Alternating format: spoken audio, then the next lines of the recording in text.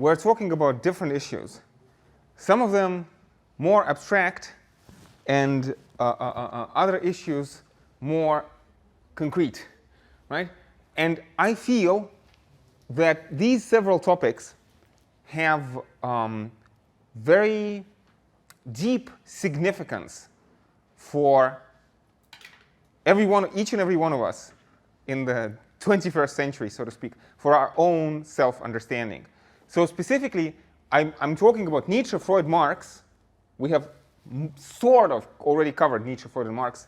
Today we're covering Foucault. So Nietzsche, Freud, Marx, Foucault. Darwin is on the board because Nietzsche, Freud, Marx, and Darwin is I think a productive way of grouping these philosophers. I won't be able to explain, and I won't go into all the detail, but at least I want to give you a brief overview. So again, let me use Freud as my starting point, because I think that in many ways the basic schema that Freud gives us serves as a very useful foundation, like as a very useful skeleton, so to speak, onto which we can then attach the ideas of these other philosophers. Freud is very controversial, and many things that Freud says are highly dubious, okay, and not accepted by modern psychology. But there are certain basic insights in Freud which, by and large, still hold to this day, and I think are hugely important, which is why I want to talk about Freud. Now, Freud is writing after Nietzsche and after Darwin, under the influence of both Nietzsche and Darwin, so I'm kind of starting in the middle, but I want to explain all the thoughts. So I suppose I could begin by drawing this contrast between Descartes versus Freud, right? So Descartes imagines that human beings are free, rational, self-transparent individuals.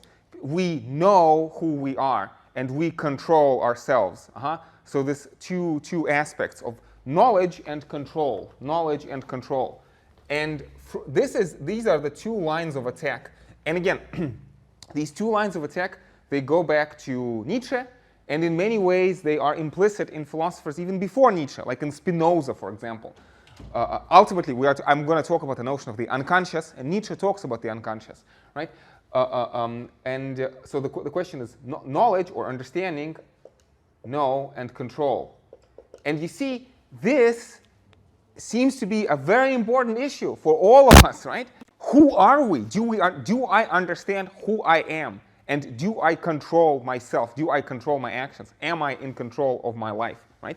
Descartes gives us this wonderful picture in which, yes, we understand ourselves, we control ourselves, and Marx is going to talk about the liberal bourgeois ideology, which also says, yes, of course, we are free rational agents, we have our utility functions, we go into a store and maximize our utility functions, or we work right in this wonderful, so to speak, harmonious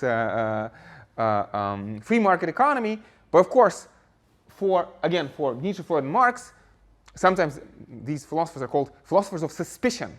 They are suspicious of this facile picture, both in Descartes and in the liberal political philosophers and in liberal economists and economic philosophers, if you want to put it that way.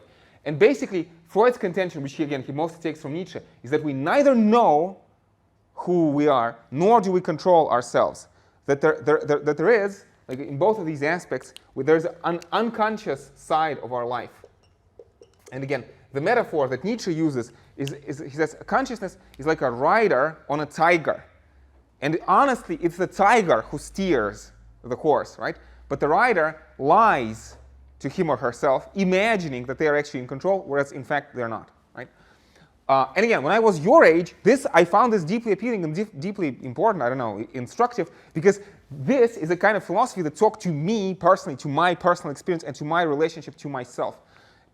Individually, and also maybe to some extent politically. I'm going to talk about politics in a moment. So basically, what we have in Freud, and this is why I like to start with Freud, is again, we have this idea of ego. You are the ego. So Latin word for self, I. I am an ego, right? And this is some small measure of consciousness and control that we actually have. And the ego is opposed by two forces, And these two forces, Freud calls the id and the superego. So first of all, notice, right? And Nietzsche, again, has this wonderful metaphor. He says that the self-identity, I'm myself, is a lie. I am not myself. I am not one thing. In fact, there are many souls, myriads of souls within me fighting for control, fighting against one another, right? So a picture, a conflictual picture for both Nietzsche, Freud, and Marx, picture of conflict, well, especially internal conflict in the soul. Human beings are not at peace with themselves. In fact, again, I'm always reminded of wonderful ancient Greek philosopher Heraclitus, who says, polemos pater panton, war is the father and the king of all. That in fact, in the universe, everything is at war with itself. And human societies are at war with themselves, latent civil wars. And human psyche, human psychology is also at war with itself, right? So id refers to basically drives, instincts. So let me write slavery to passion, right? And so you have this idea that human beings have desires, and it is painful to have desires. Like you are thirsty, you're trying to get rid of the desire to be thirsty by drinking water, right? And since ancient times, and we talked about, for example, Buddhism or Jainism in the last semester, right? Many philosophers saw a path to liberation through control of your desires, right? And desires were seen as something external and something to be controlled by the individual ego, if you want. And again, you have this wonderful phrase, basically from Epicurus, he is not rich who has much, but he is rich who needs little. So getting rid of desire is as good as satisfying desire. Again, this is broadly speaking the ideal, if you want, the ancient Indian ideal of nirvana, right? But you can see how, again, our passions are a problem for us, right?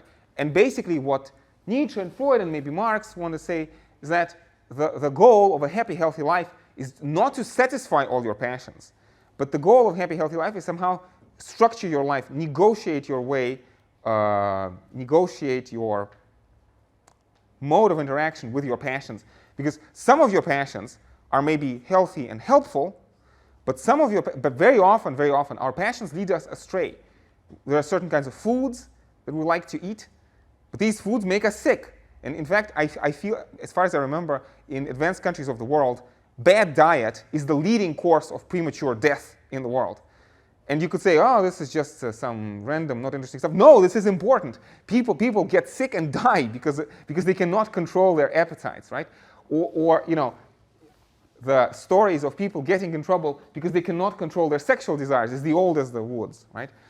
And you know, in so many other things, again, you have this idea where people have passions, and passions take advantage of them, right? The paradigmatic example is of an alcoholic or a drug addict, right? So people want certain things, but the fact that you want something does not mean that it's going to make you, that gratifying this particular desire is going to make you happy. An alcoholic wants to have a drink, but it doesn't mean that having a drink will make the alcoholic happy. In fact, if we look at research, broadly speaking, no, what's going to make the alcoholic happy is to get rid of the habit, right? Is to overcome the addiction, right? This is important, and this is I think also politically important. This is May of 1968, people like Foucault, politics of the everyday, what you eat, whom you have sex with, and in what positions. These are also political problems. The state, I mean, we have these two, so to speak, opponents, if you want. Let me write this somewhere. So the oppression of the state and the oppression of the market. So individual versus the state and versus the corporations. So very often people talk about, you know, political problems can be solved by states or by free market, but, you know, I want to say that very often both of these solutions are bad. You don't want the problems to be solved either by the tyranny of the state or the tyranny of the large corporations. You want problems to be solved maybe by individuals getting together and through a free and equal discussion working out their differences, but not through these two tyrannies, right? I shouldn't, because I was talking about something else, but obviously this is a big problem, right? The state imposes control on us through, and Foucault is going to be attentive to this, through censorship, through school curriculum, and through ideology and propaganda. So there's state ideology. But there's also free market ideology. So you see, like in many ways, it's a dual task. You fight on two fronts. I mean, like if one day you're going to have children, your children are going to be attacked from two sides. On the one hand, there's state ideology. The state is trying to indoctrinate your children. On the other hand, you know, and you could say, well, that's bad. We don't want government censorship. But you know, like think of YouTube or Facebook. Do you want YouTube or Facebook to decide what your children watch? I mean, ideally, you don't want either the state or the corporations to decide what your children watch and what they think about and what kind of thoughts they have in your head. But you want some kind of different mechanism. Maybe you want you to decide, or maybe you want your child to be free from those potentially deleterious influences. And this is again, it's a big problem, because like very often you get rid of one. Let's say you limit the corporations, but then you give too much power to the state, or you limit the state, but then you give too much power to the corporations. There needs to be a third wheel, a third side of the argument. And again, I mentioned this already several times, this free and equal discussion. Broadly speaking, I would like to call this civil society, the domain of free and equal discussion, which is vanishing rapidly in our contemporary world. And again, in many ways, all these philosophers, what they're trying to do is they're trying to engage, foster, or contribute to this free and equal discussion. Although we have to be careful with the word civil society because different philosophers will use it differently, right? But I'm talking about the domain of free public discussion. This is what I mean, right? Okay. So you have the id, you know, passions. But then I actually already started talking about this. Again. The vision of a happiness and health is not to gratify all your desires, but to control your desires. But the problem is that for most people, the way their desires are controlled is not how you decide to control your desires, but this is imposed from the outside.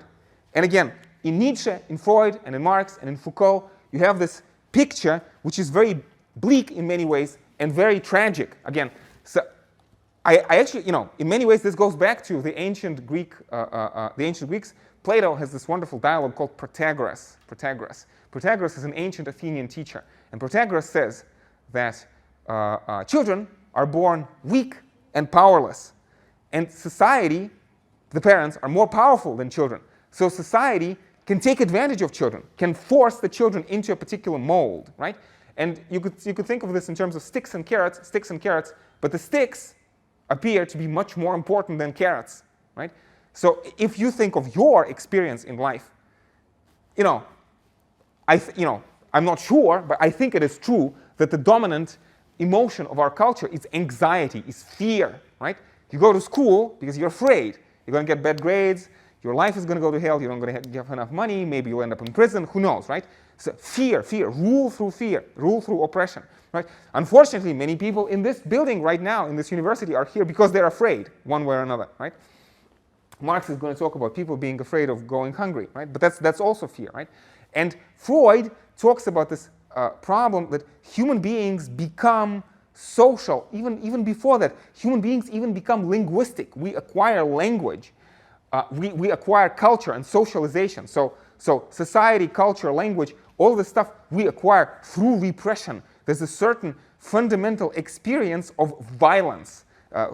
Freud phrases this in terms of the Oedipal complex. There's the father figure, and this is also implicit in this, is a very deep and very scathing critique of religion on the part of Freud, but also on the part of Nietzsche, Marx, and Foucault, right? Religion, this father figure, wrathful God who scares you through the fear of punishment in hell into submission. It's kind of Hobbesian sovereign of sovereigns. Do as I say, or you will burn in hell for all eternity. Right? Freud is going to say this is fundamental violence that we do to our children by telling them stories such as that. Right? Again, we, so to speak, like animal-like children become humans through this process of breaking of the will, of submission to the will of the father. Well, I mean, Freud is speaking metaphorically. Not every child has a father, but broadly speaking, the father figure in the face of society, the fear behind society. And this is how we acquire conscience, совесть. So that we have this internal conflict. You want to do something, but then the voice of your conscience tells you, maybe I shouldn't. It's shameful. I shouldn't do that. It's shameful or maybe sinful. Again, repression. And the problem is that, again, passions lead us astray. So let me write the word indoctrination here, right? Social indoctrination. So passions lead us astray. But also, very often, norms and values of our society lead us astray. Many cultures throughout history demonstrably had values which we would find today completely wrong and deleterious, detrimental, bad, in fact, barbaric and violent, right? And it's like, again, as old as the woods, this problem. So again, so for Nietzsche, Freud, Marx, and especially for Foucault, it's, so again, this question of you as the ego, through some mode of rationality, who knows, trying to negotiate your way, but you are fighting against these two forces. Society trying to get under your skin, and also your passions working against you, right? And you are trying to become happy, trying to negotiate. And again, it's not like you cannot get rid of your passions. You're going to have some passions, and you're going to have to satisfy them to some extent. And likewise, it's impossible for human beings to live outside society. And Nietzsche, Freud, and Marx, and Foucault were all brought up in society, and they could write books and speak language because they were socialized. So it's not like you can decide to not be biological or to not be social, but trying to find a way. And again, in many ways, let me say, you have a dual project. A project. So social indoctrination. Let me write the word oppression. There's a technical term in Freud, sublimation. You might have heard. I don't want to talk about this right now. But right? So for Nietzsche, Freud, Marx, and Darwin and Foucault, well, Darwin to a lesser extent, Foucault, right? This is an ideal of dual critique. So the first task of education, Socrates says in the dialogue Alcibiades, the first task of education is to unlearn all of the harmful and false things that society has taught you. Right? The first task of education is to unlearn. So it is a critical task. It's a critical task. It's a self. Philosophy is self-defense. Pierre Bourdieu, a student of Foucault, has a wonderful phrase: sociology is a martial art, an art of self-defense. Self-defense, this art of criticism. The first task of philosophy is criticism. Criticism, trying to disentangle ourselves, especially from the social ideology, self-defense. And Marx is going to say that the first task of any criticism is criticism of religion. I'll just let that hang in the air. And I mean, all four philosophers are going to be deeply skeptical about religion. And again, see religion as potential vehicle for social indoctrination and social domination, right? But the point I was going to make, and actually I think I'm about ready to wrap this up. The point I was going to make is that this self-defense can be seen in two ways.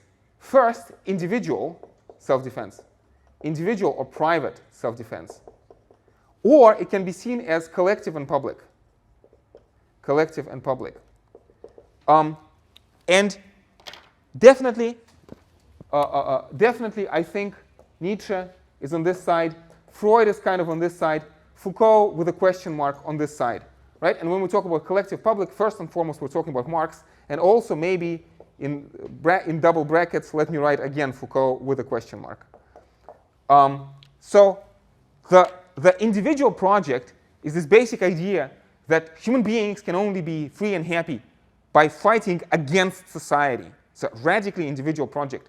Again, Socrates goes back to Plato. Everything goes back to Plato. Socrates says that Athenian society is bad. The only way you can be a decent individual is by being a private person, withdrawing from political life, withdrawing from public life. And again, like within the privacy of your home, working on yourself, trying to, again, solve this riddle and unlearn the unhelpful things, right? So this is the individual project, and it's very appealing to a lot of people, and as I think it should be. And later Foucault, to some extent, I mean, I'm talking about ancient Greeks all the time. Foucault refers to the ancient Greeks, right? Later, Foucault was very much interested in this individual project, and Foucault himself called himself a Nietzschean. Foucault was kind of a Nietzschean Marxist, but individual project was very important. But at the same time, we have to understand that modern problems require modern solutions, right? So the fact that society is bad is not just an individual problem, it's a collective problem. And in many ways, it's very hard for the individual to compete with the power of the state or the power of the corporations. So in many ways, we can only really solve our problems if we work together. Again, notice right now what we're doing in this class, if you believe what I'm saying, I'm not saying you should believe, right? Everything I say, you should take always with a grain of salt. That's the spirit of philosophy. You shouldn't just take on faith anything that I say, right? But at the same time, what we are engaging in right now, this is a kind of a collective project. I am standing in front of you and saying these words because I am a member of a school. I have been taught by many professors, and these professors in turn have read Nietzsche, Freud, Marx, Foucault, and I have read them too, right? This is a collective enterprise, people helping each other. Foucault is writing a book that millions of people are going to read. Foucault is a very prolific and also a very popular writer. Some of you maybe will read Foucault, at some point in your life, just because he's popular, he's fun to read, he's interesting, right? But this is, it seems, a collective project. And again, Foucault himself participated in like social action, strikes, demonstrations, trying to organize, because again, this is our common interest as individuals, to try to fight against the state and the corporation, take back the civil society, right? And so the collective project is much more promising. It seems that lasting victory can only be achieved if we work together. But the problem is that the individual project, you're in control of that. But any kind of collective project, you always run into issues. And this is where Foucault comes in. Foucault is kind of Marx without communism, to some extent. Well, no, actually, let me try to be clear. I think that Foucault would say to people who don't believe in communism, he's going to say, are you sure that, because Foucault is always a philosopher of suspicion. He's going to say, are you sure that communism is impossible? Or is it just maybe ideology? Let me write the word ideology here because this is the most important word. Maybe is this some kind of ideology that is used to control you, that says, oh, communism is impossible, the same way that in the Middle Ages people thought that democracy was impossible. And here we have democracy outside the window, right?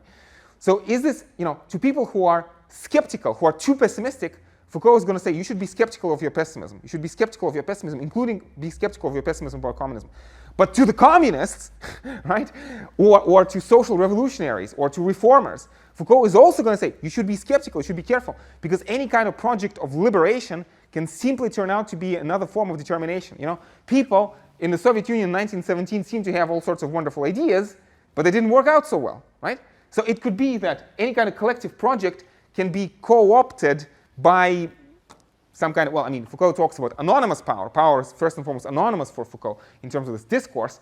But anyway, like the discourse of liberation can simply be used to oppress individuals even more. So it's like we want this, but it's not exactly possible. So in many ways, this is a problem which doesn't have a simple, straightforward solution. But I feel that the interface between these two issues, this is the most, what I have on the board, for my money, this is the most important intellectual task that we as individuals have in the 21st century.